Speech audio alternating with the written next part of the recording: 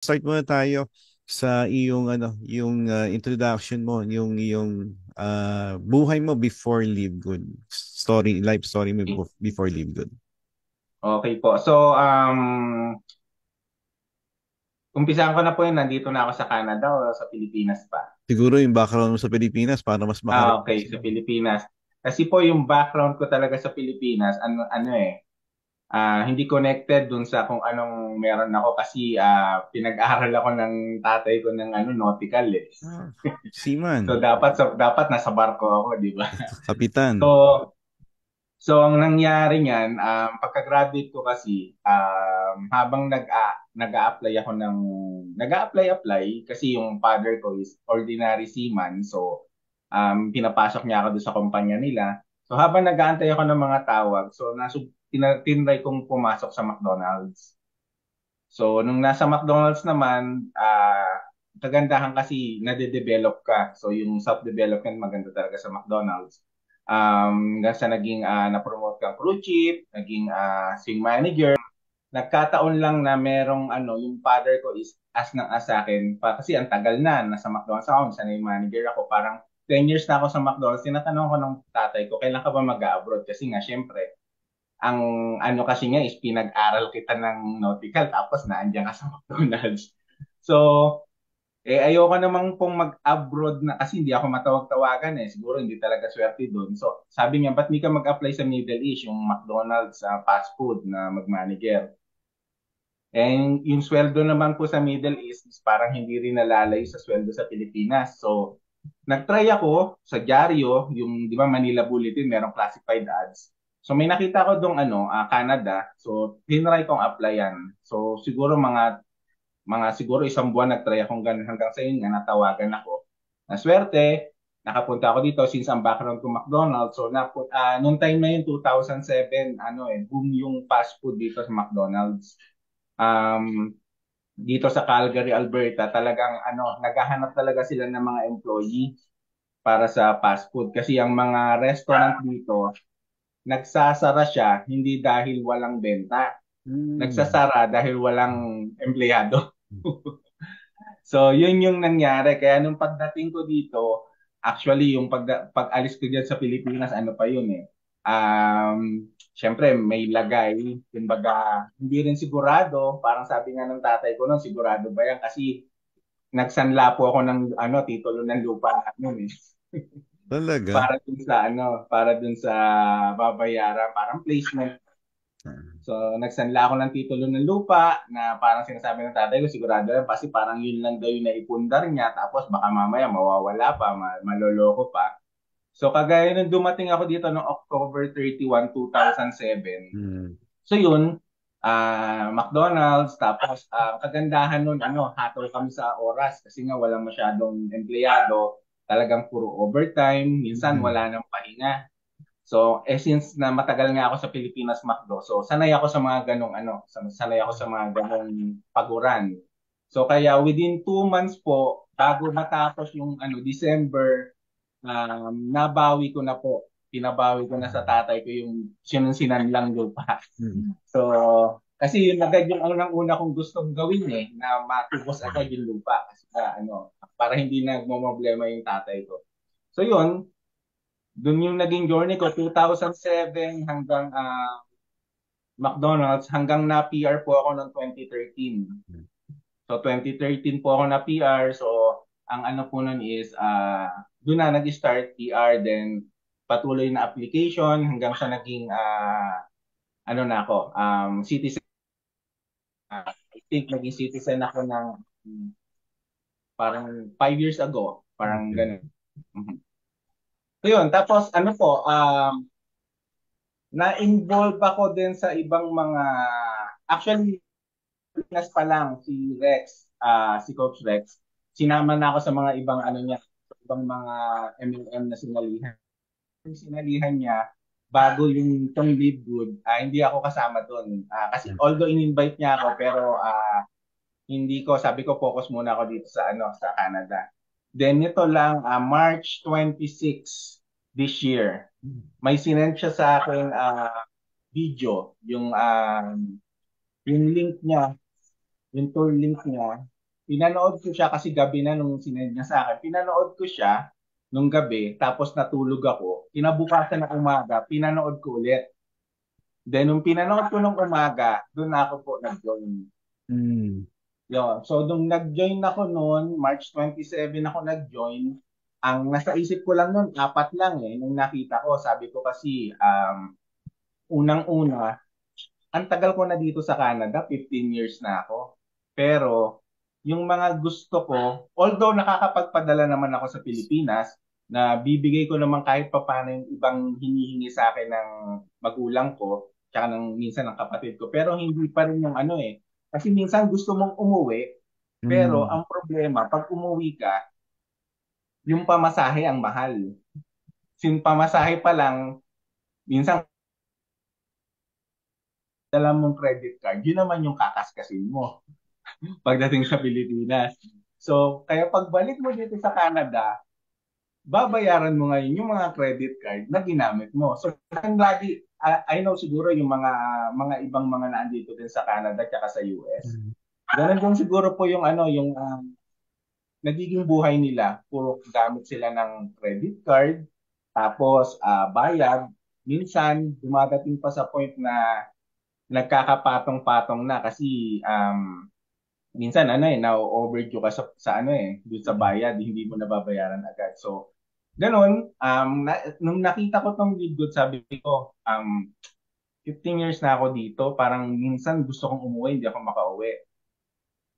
Sabi ko, try ko kaya kasi ang nakita ko dito, yung 49.95 na unang ilalabas ko. Sabi ko, unang-una nakita ko, sabi ko, nung tinignan ko yung compensation plan, nakita ko, pag nagra-rank up ka, yung potential na pwede mong kitain, lalo na pag naging diamond ka, sabi ko, never akong kumita ng ganito sa loob ng isang buwan. Actually, yung ano, ang hanggang maximum lang na kinikita ko, siguro yung kinikita ng ano eh, ng silver. Yon. So, sabi ko, kung ganito yung kikitain ko every month, pag dumating yung time, like 5 years from now, malamang makukuha ko yung gusto ko. Malamang makakauwi ako ng Pilipinas kung kailan ko gusto, makakasama ko yung magulang ko. Kasi, ang point ko kasi ano eh, tumatanda na sila. Parang, di ba, minsan, kasi family-oriented talaga akong tao eh. So, gusto ko yung lagi bang ano, habang sa pagtanda nila, nakikita, nakakasama ko sila. So, yun yung naging point ko. Sabi ko, pangarap ko, unang-una, so apat lang yun. Pangarap ko, then lakas ng loob. Sabi ko na kailangan, kung ano yung hindi ko ginagawa, kailangan kong gawin para Mm. ma kumbaga para maging successful ako dito. Then pangatlo, yung 49.95, sabi ko, yung $40 kasi na one-time payment, isang kainan ko lang yun sa labas kasama ko yung girlfriend ko o may Mm. kasama man ako. Isang kainan ko lang yun. Tapos yung 995, sa loob ng isang buwan, sabi ko, mas mahal pa ang ano, Big Mac meal, sabi ko. Kaya sabi ko, hindi ko iuumpog. Halimbawa, sabihin na natin maloko ako ng 49.95. Sabi ko, hindi ko naman iuumpog yung ulo ko sa pader pag nawala yon. So yun, pangarap, lakas ng loob, 49.95. Tapos yung pang-apat ko, yung gabay, tsaka dasal. Okay. Na sabi ko, kasi ang tagal ko ng ano, nagdadasal na sana may dumating sa akin opportunity na pag ginawa ko, kasama kong matutulungan magulang ko. Mm. Kaya nung nakita ko yung compensation plan nito, about sa Matrix, sabi ko, pasok na pasok. Kaya pag-join ko agad, ang pinasok ko agad, mother ko eh, tsaka girlfriend ko eh. Kasi sabi ko, lahat ng mai-invite ko kasi, papasok sa ilalim nila. So, pwede silang kumita sa Matrix. So, Yes. yun yung ginawa ko. Pag-join ko, pinasok agad mother ko, tsaka girlfriend ko. Tapos nga, ang nasa isip ko pa nun, si Coach Rick yung nag-invite sa akin, lagi ko nakikita, nagta-top 1, sabi ko, nakita ko spillover, sabi ko, malamang mababagsakan ako ng spillover nito, sabi ko, kasi magaling to eh, magaling mag-invite. So, nung pag-join ko, pinasok ko mother ko, tsaka girlfriend ko, tapos, nag invite invite na rin ako noon. Tapos, nung pinag-aralan ko maigi, sabi ko, matching bonus, doon pala talaga yung pinaka Yes. parang kitaan, yung kikita ka ng malaki. Kaya hindi ko na inantay hindi ko na inantay spill over. Sabi ko, lahat ng every night, lahat ng mga nasa Facebook ko, nagsisend ako ng link ko, mini-message ko, yung iba. Doon ko nga naranasan yung iba, iba-block ka. Yung iba, magta-thumbs up, yung iba, scene mode. Sa dami nung mga message ko, talagang meron ding ilan na yun nga, yun yung doon ako nagsimula dun sa ilang tao na yun na naniwala na ginawa. Kasi yung iba doon, yun yung mga nakasama ko din before dun sa Mm. bago tong Live Good na ginawa ko. So doon nagsimula yung journey ko. Tapos nga, dinevelop ko yung mag-rank up din yung girlfriend ko. Hanggang sa nagulat na lang ako, every day, nagugulat ako, ang saya kasi habang nagra-rank up, kasi inaral ko, para yung mga nag-join sa akin, at least, pag nagtanong, alam ko sagutin. So doon ako nagsimula na nagkaroon kami ng Zoom din, doon sa grupo ko. Tapos doon ko sinabi sa kanila, yung iba kasi nagtatanong, paano kikita kung walang produkto? Mm. Paano ka papasweldohin ng kumpanya kung walang produkto? Hindi ba malulugi? Yung mga question nila, hindi ba malulugi yung kumpanya? Ang laki-laki ng kikitain.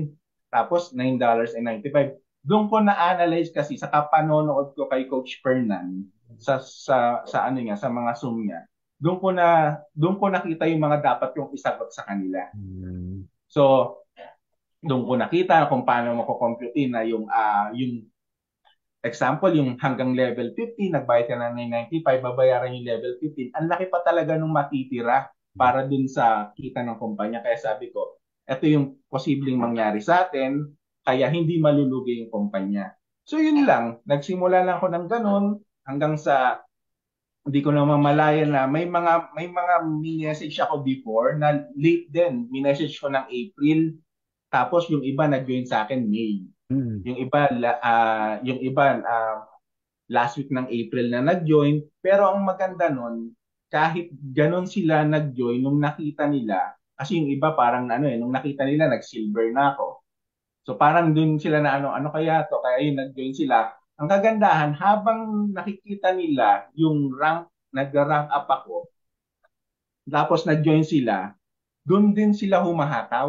Mm. Doon ko din sila tutulungan. Kaya ang ganda din, ang pagkapasok nila, nagra-rank up din sila. Parang nakita nila na sayang kung sana pala nung pag-send ko pa lang yung link ko, nag-join agad sila, siguro halos sana parehas na kami ng ranking ngayon. So yun yung nakita nila. Pero ang kagandahan, talagang humahabol sila. Hinahabol nila ako kasi sabi ko sa kanila, hindi porket nauna ako, mas malaki yung pwedeng kitain ko. Sabi ko sa kanila, kung mas marami kayong direct, kung mas masipag kayong mag-invite, mas malaki yung pwede nyo kitain sa akin. Kasi pinakita ko sa kanila yung structure na ganito yung nangyari dun sa team natin. So, pwede talagang mangyari na mauna pa kayo sa akin. Depende kung paano nyo tatrabahuin.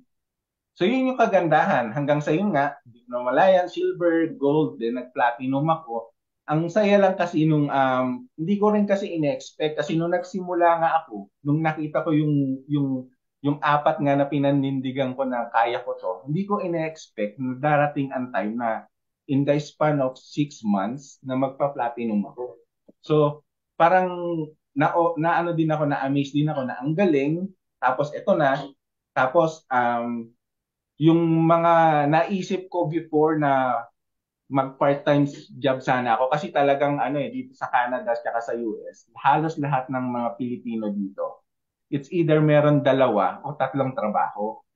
Eh ako kasi may full-time ako, pero pag iniisip ko kasi magpa-part-time ako na parang meron na akong 9 hours na sa isang buong araw, tapos meron ulit akong another na 6 hours o 5 hours.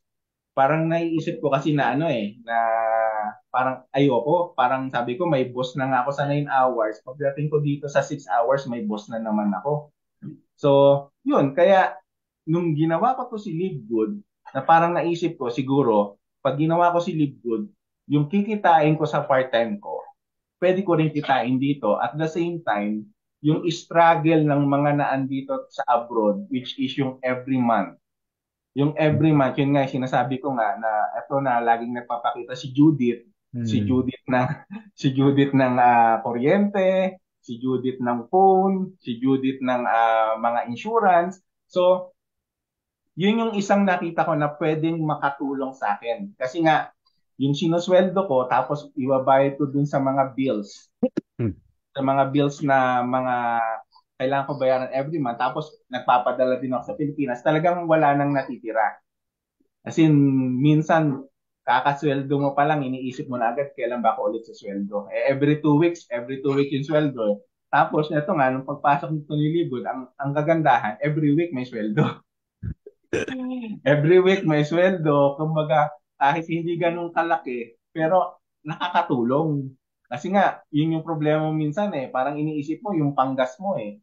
At least ngayon, every week pwede kang may panggas. So, ang nangyari niyan, pagdating ng June, yung phone bills ko, tsaka phone bills ng girlfriend ko, nababayaran na ni Livegood. So, ang projection ko nga ng June, July, August, ang projection ko lang nun, phone bills, internet, tapos cable, tsaka gas.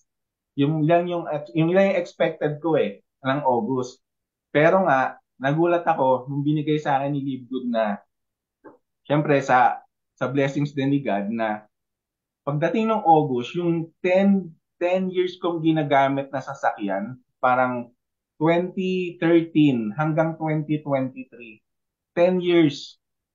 Ang model 2008 pa. So talagang walang pag winter, lalo na pag winter kasi ang mahirap eh. Talagang pagpasok mo na sa sasakyan, yung mo palang bubuksan yung heater, siguro mga 10 minutes kang magpapainit muna. Talagang habang nasa loob ka, nanginginig kang ganun habang nagpapainit ka.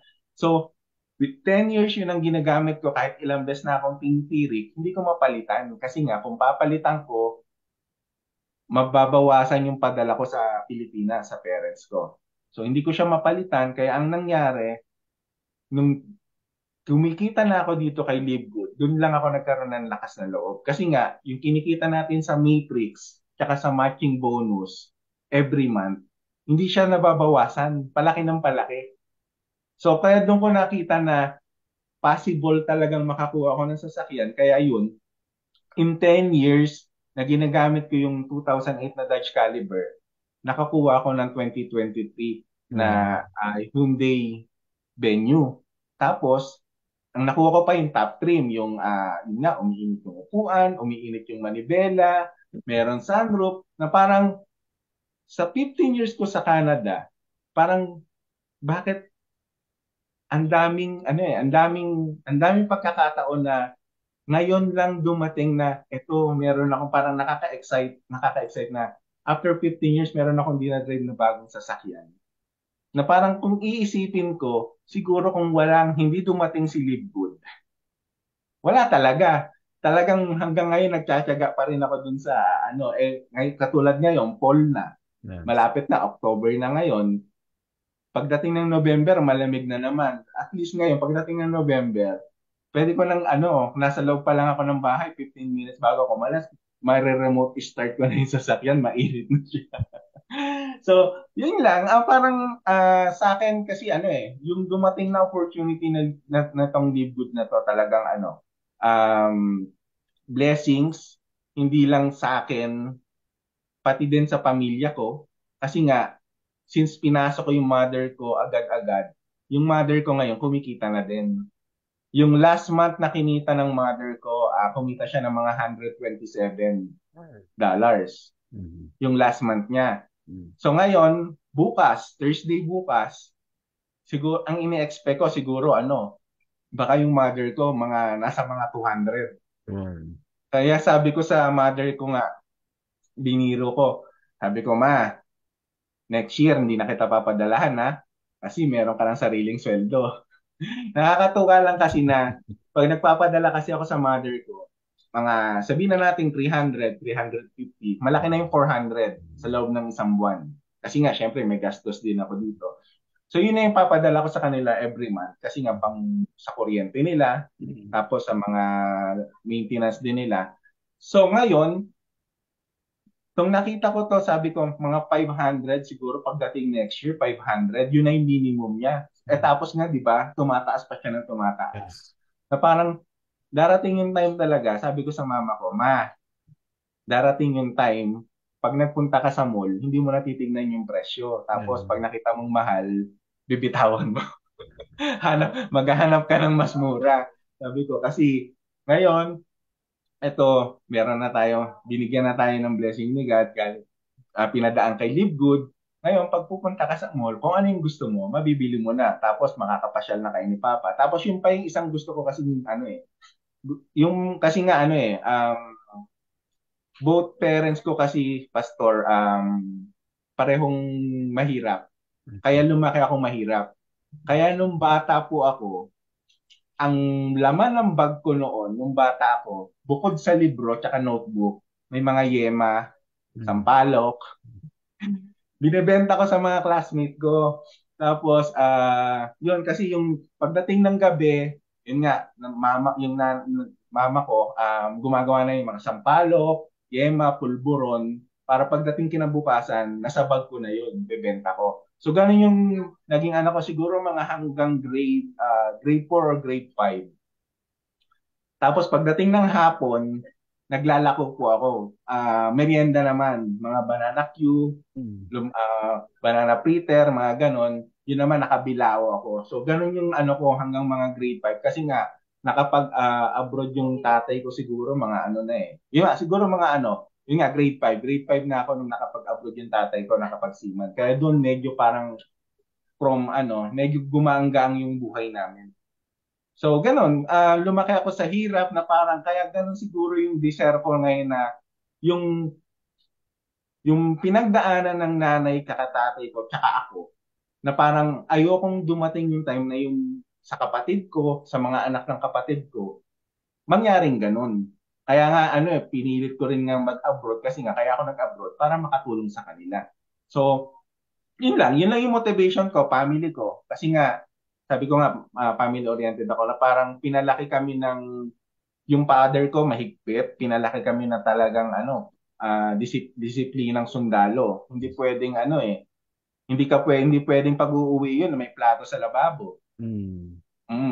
Ano yun, hindi pwedeng makikita niya pag naglalaba yung nanay ko, hindi pwedeng makikita niya may nilalabahang damit namin. Pag nakita niya na merong kaming damit na nilalaba ng nanay ng mama ko, kukuha ng plastic yun, ilalagay sa plastic, itatapon sa basurahan. Ganon kami din disiplina ng tatay ko. Pero at least okay lang kasi lahat kami lumaki kami ng maayos lahat. Kasi Mm.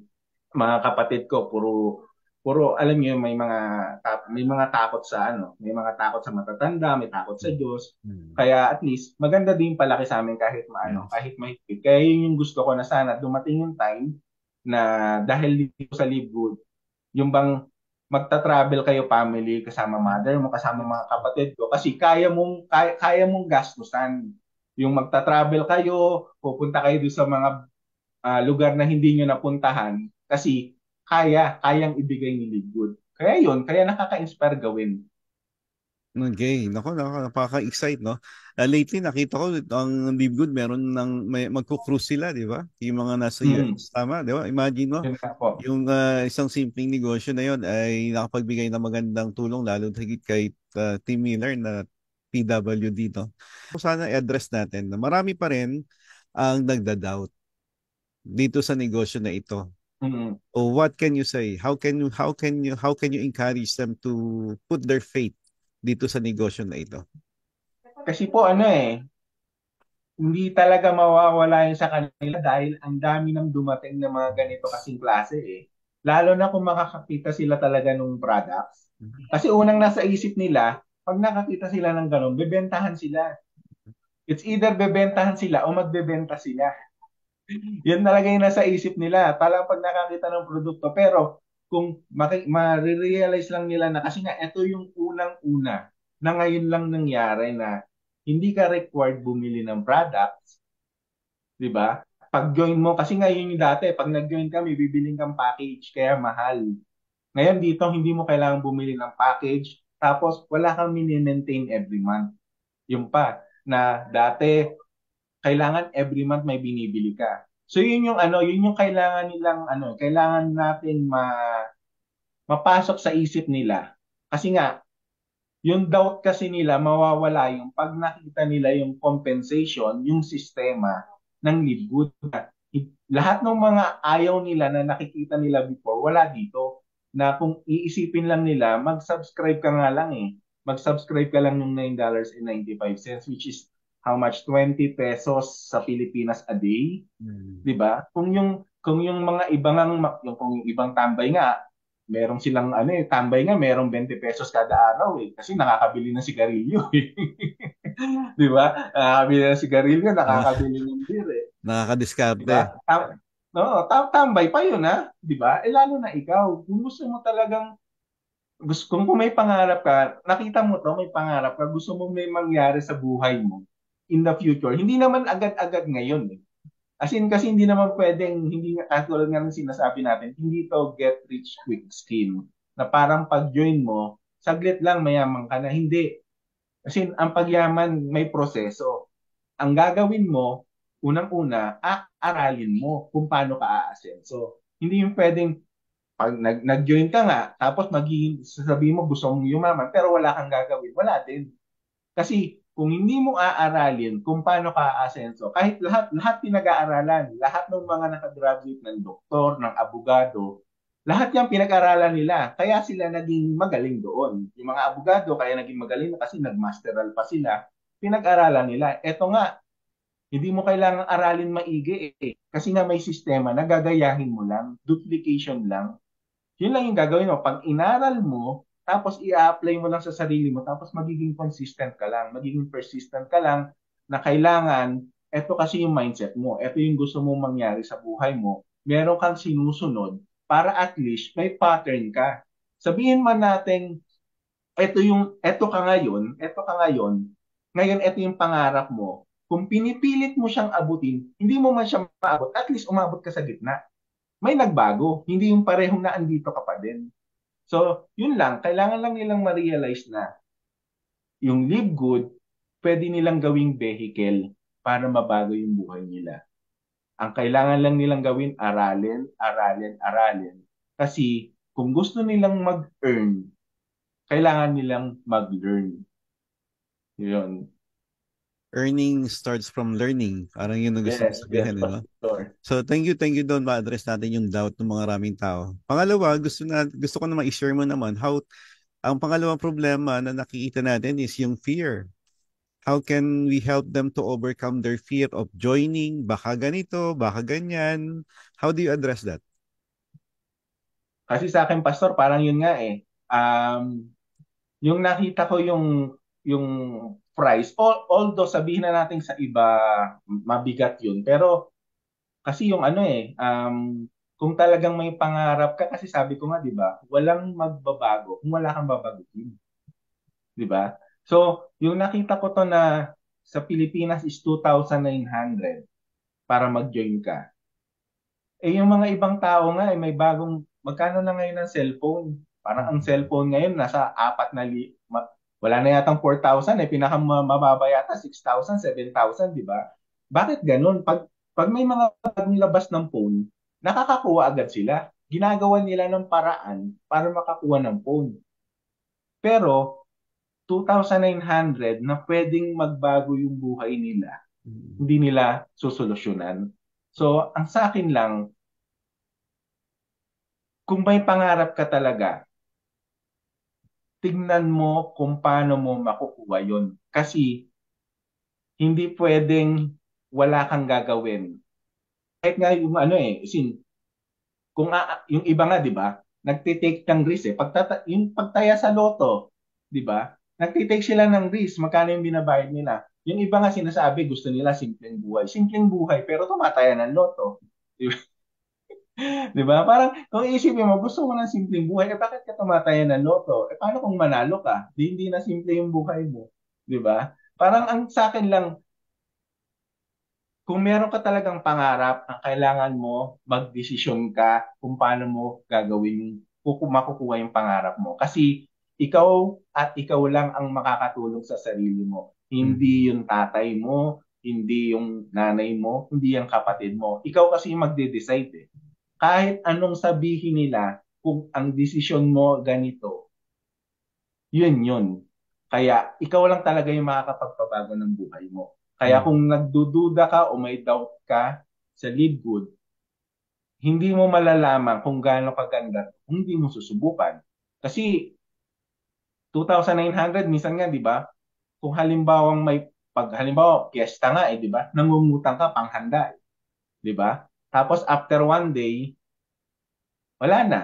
Sin yung pinangutang mo, napunta na sa tiyan ng iba. Tapos ito ka na naman ngayon, nakatunganga ka na naman. 'Di ba? Ang point ko lang, walang mangyayari kung hindi mo gagawin, kung wala kang gagawin, dahil walang magbabago kung wala kang babaguhin. That's good. Yan. Maganda yung thoughts doon eh. Ano eh. Great dreams overcome great fears. Yun. Pag malaki ang pangarap mo, mapagtatagumpayan yung takot mo. Gusto, isa pa na, since ikaw ay nasa Canada, yung OFW, ah how, paano makakatulong ito sa mga OFW katulad mo, especially yung mga nasa Canada na alam, nakaka-relate talaga dun sa sitwasyon mo ngayon. Yung mga bagong dating sa Canada and they find, nakita nila yung Live Good, tingin mo paano ito makakatulong sa kanila para maabot yung pangarap nila para sa pamilya nila? Kasi unang-una kung halimbawa nagpunta ka dito sa Canada tapos iniwan mo, actually maganda dito kasi nga yung gobyerno dito merong healthcare system na hindi mo problemahin yung mga operasyon mo. Pero kung halimbawang nandito ka tapos yung pamilya mo nasa Pilipinas, isang way to na parang kasi 'di ba kaya ka nag-abroad, kaya ka nagpunta ng Canada para kumita ng mas malaki kasi nga hindi malaki yung kita mo sa Pilipinas. So kaya ka nag-abroad dito, kaya ka nagpunta ng Canada para kumita ng malaki para din sa pamilya mo. Pero kung tong si Live Good kaya namang ibigay yung kikitain mo dito, I don't think nalalayo ka sa pamilya mo. Kasi ang hirap, kasi actually ako hanggang ngayon, um, for 15 years, wala pa naman po akong wala pa naman po akong anak. So, for 15 years, so parang yung parents ko, parang dati every 2 years ako nakakauwi eh. Kasi yun yung ano ko, para makaipon ka ng pamasahe mo, tsaka gagastusin mo sa Pilipinas, it takes mga 2 years para makaipon. Pero nitong nag-pandemic, since nung nag-pandemic, hindi na ako nakauwi. So, ganun nakatagal. Siguro mga 5 years na ako hindi nakauwi. Kasi nga, unang-una, nung nag-pandemic dito, kahit na ako hindi ko rin alain, meron akong trabaho. Pero nung pandemic, hindi lang sa Pilipinas yung nawalan ng trabaho, pati rin po dito sa Canada. Na-layoff din po ako, na-layoff ako 2 beses nung nandito ako sa Canada nung pandemic. Although meron namang dito yung binibigay yung government na parang support pag na-layoff ka, pero hindi pa rin sapat kasi nga po nagpapadala ako. Siguro yun nga rin yung naging dahilan kung bakit. Kasi parang last year po, nagkasakit ako eh. Ang tagal kong nagkasakit. Mm. Hindi ko alam na stress and anxiety na pala yun. Okay. So, siguro nga, kasi nga, pressure na um, wala akong parang wala akong trabaho, may support yung government, pero nagpapadala ako sa Pilipinas, may mga binabayaran akong bills. So, siguro yun, yung kakaisip na at least nag-aano nga rin po ako eh. Kung titignan nyo nga yung Facebook ko before, naggumagawa ako ng mga puto, nagluluto ako ng mga pansit, spaghetti, parang nagpapa-order po ako. Ganun yung Mm. ginagawa ko para makatulong kahit papano sa mga bayarin ko. So siguro, kakaganon, siguro parang na-pressure din yung katawan ko. So hindi ko alam, akala ko nga meron ako sakit sa puso kasi nga nung biglang tumaas yung blood pressure ko, tapos akala ko, isip ako ng isip na may sakit ako sa puso, yung pala stress tsaka anxiety lang. So, yun din. Mahirap din kasi yung nasa malayo ka sa pamilya mo tapos mag-isa ka lang. Kaya kung halimbawang nakikita ko po kung halimbawa po talagang may opportunity talaga sa Pilipinas para hindi umalis, I don't think na aalis sila kung yung kinikita nila dito is kinikita din nila sa Pilipinas. Kasi iba po yung iba po talaga dito sa sa abroad. Dito sa abroad, wala ditong puro trabaho dito. Trabaho, bahay. Ganun lang. Bihira yung magkakaroon kayo ng yung mga kapwa Pilipino, may mga birthday. Yun, meron kayong mga salo-salo. Ganun lang. Pero talagang more on trabaho lalo na pag winter talagang nakaka-depress kasi yung lamig. Galing. Okay. Mahirap talaga. Lalo na sa inyo, matindi ang ano. Ano yung pinaka-lowest temperature dyan pagka winter? Umaabot po dito ng -45. Imagine, 45. Napakalamig nun. Sobrang lamig. Kaya nga po, kasi minsan nga po, kaya nga po yung kaya nga ang kagandahan buti meron na akong bagong sasakyan. Kasi nung nakaraang winter, mga siguro may mga times na hindi ako makapasok sa work kasi ayaw mag-start yung sasakyan ko sa sobrang Yes. lamig. O yun ang problema, winter time. Yung pag hindi Oo. maganda ang makina mo, medyo luma na. Ang hirap Oo. mag-start. Tatawag ka talaga ng ano pa niya, ng Kaya nga po. carpooling. Okay. Ano yung pwede mong advice sa mga group member? Paano mapapabilis yung pag-rank up? Paano natin matutulungan yung grupo natin para sa ganun yung mga pangarap natin sabay-sabay nating maabot para hindi ito nakasalalay lang sa isang tao, dalawang tao. Ano yung dapat gawin ng grupo? Maganda yung training. Ang problema lang talaga is doon sa mga tao mismo, sa Yes. sarili. Sa sarili. Kasi nga, ito yung training, meron kang dapat sundin, andyan yung mga core leaders natin, tinuturuan ka kung ano yung pwede mong gawin. So, nasa sayo na yun kung gusto mo bang i-grab. Hmm. Kasi kung i-grab mo yun at magpapaturo ka sa kanila, kung ano kasi kaya kasi nila tinuturo sa'yo, kasi yun yung ginawa nila. Kaya sila nag-rank up, kasi yun yung ginawa nila. So yun yung tinuturo nila sa'yo para gawin mo, para at least maging kapareho mo sila. So nasa sa'yo na rin yun. Kaya nga sabi ko nga po, laging it's your decision. Hindi pwedeng gagawin mo ngayon, titigil ka. Hmm. Gagawin mo ngayon ulit, titigil ka. Kasi nga, minsan naisip mo parang tinatamad ako ngayong araw na to. Kasi parang sabi nga ni Coach Perna nung napakinggan ko siya nung nakaraang yung mayroong sa Pilipinas. 'Di ba sabi niya, huwag kang hihinto dire-diretso 2 years, 3 years. Saka ka tumigil, pag mayaman ka na. Ah, Kasi ang sarap kasi ng hindi naman sa totaling pera talaga talaga eh. Kasi pastor, 'di ba? Ang sarap tumulong kung may pantulong ka. yes. Kasi dumadating sa point dati sa akin na may mga kamag-anak ako na magme-message sa akin. Meron time na meron ako na nakakapagbigay ako kahit papaano. Pero may time talaga na talagang wala. Talagang as in, gipit talaga ako na talagang masasabi mong wala.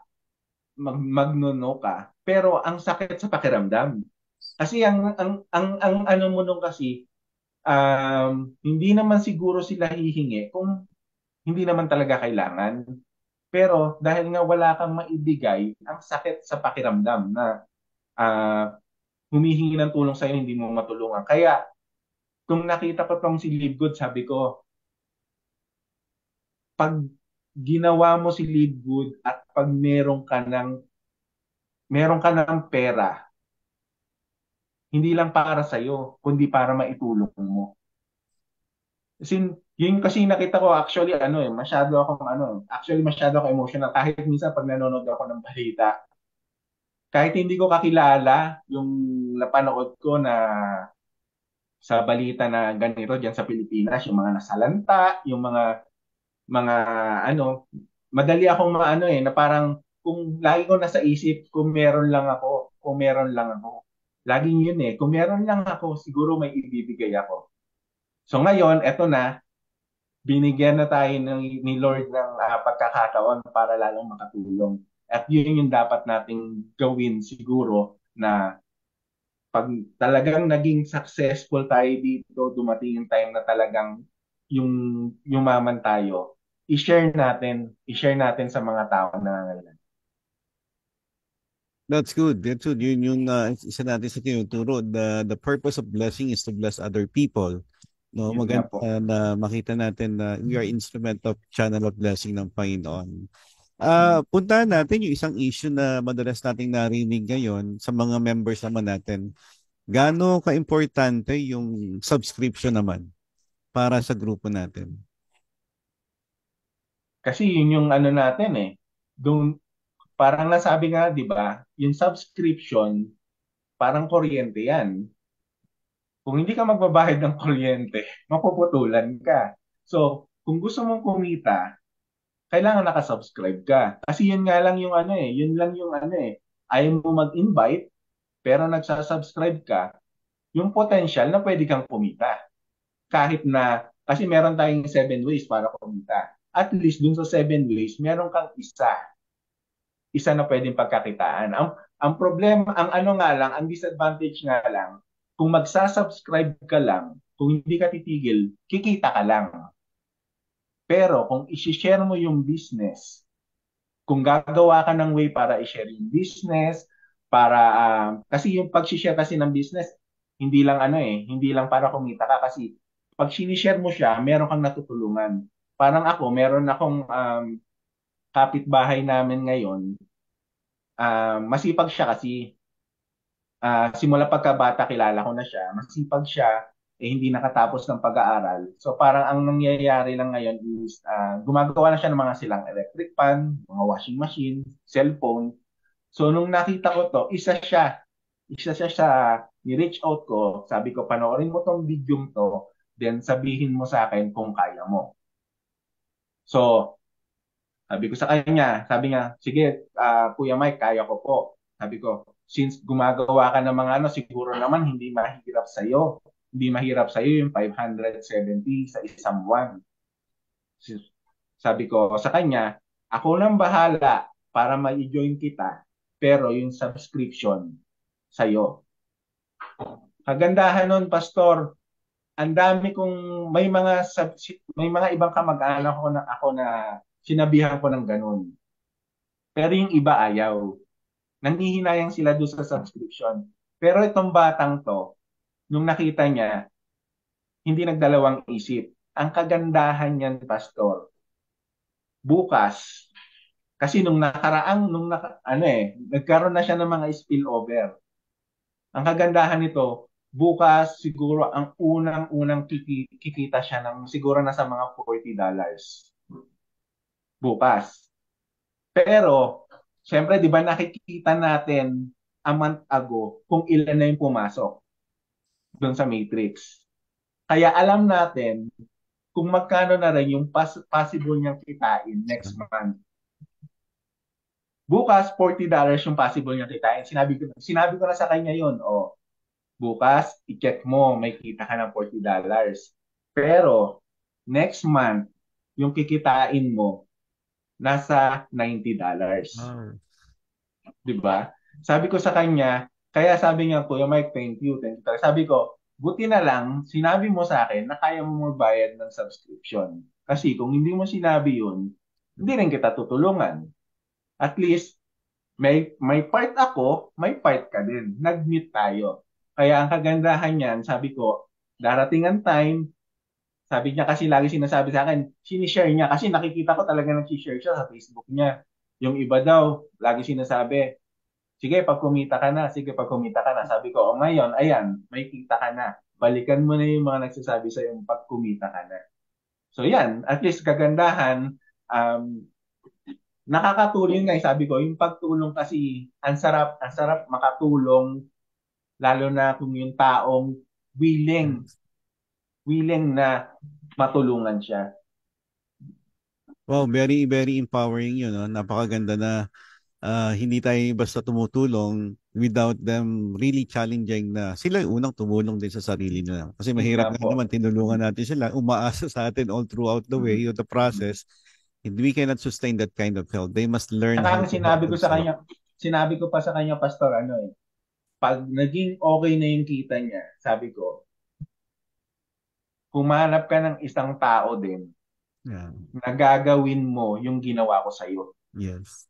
So, ibig ko sabihin na i-enroll mo din siya, tapos sabihin mo na siya yung magbayad ng ano. Sabi ko, pag okay na, pag medyo kumikita ka na, gusto ko lang, humanap ka rin ng isang tao na tutulungan mo at gagawin mo yung ginawa ko sa'yo. Yun lang yung sinabi ko sa kanya.